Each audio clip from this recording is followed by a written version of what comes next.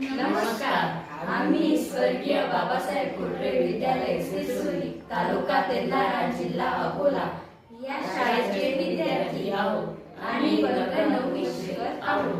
वर्ग 9चा विद्यार्थी. माझं नाव रुद्र गजानन. माझ्या आईचे नाव आहे बुकबडी.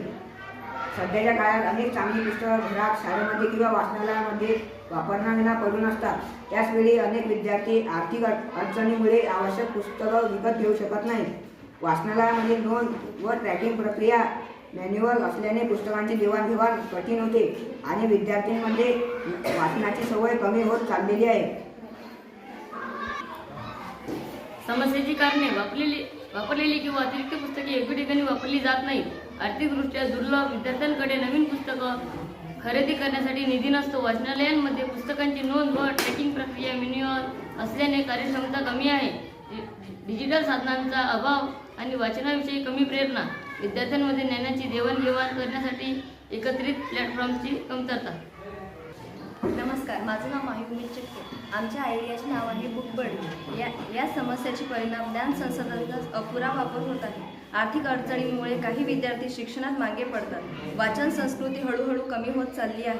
समाजात ज्ञान शेअरिंगची सवय कमी होते. पुस्तकाचा पूर्ण वापर न झाल्यामुळे पर्यावरणात नकारात्मक समस्या होत आहेत. नमस्कार. माझे नाव विदिता एडे.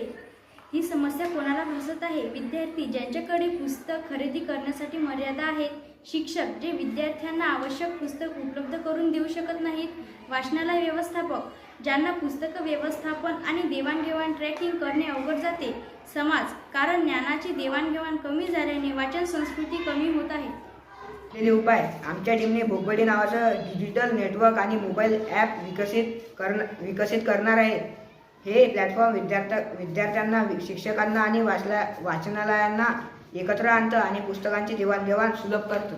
माझे नाव गौरव मुरलीपेंडे. माझ्या आयडियाचे नाव बुकबडी आहे. हे कार्य कसे करते?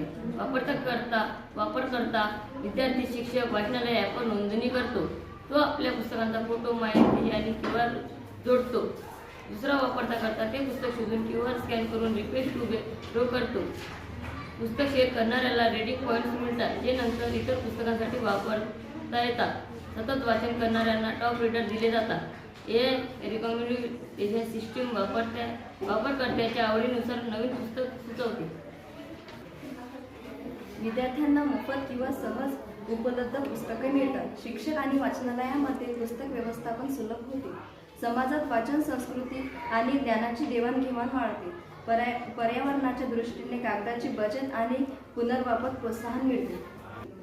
आम्हाला मिळालेला प्रतिसाद. पायलट प्रोजेक्ट दरम्यान विद्यार्थ्यांकडून आणि शिक्षकांकडून मिळालेल्या प्रतिसादानुसार काही सुधारणा केल्या. युजर इंटरफेस अधिक सोप्या आणि मराठीसह स्थानिक भाषांमध्ये उपलब्ध केला. 2.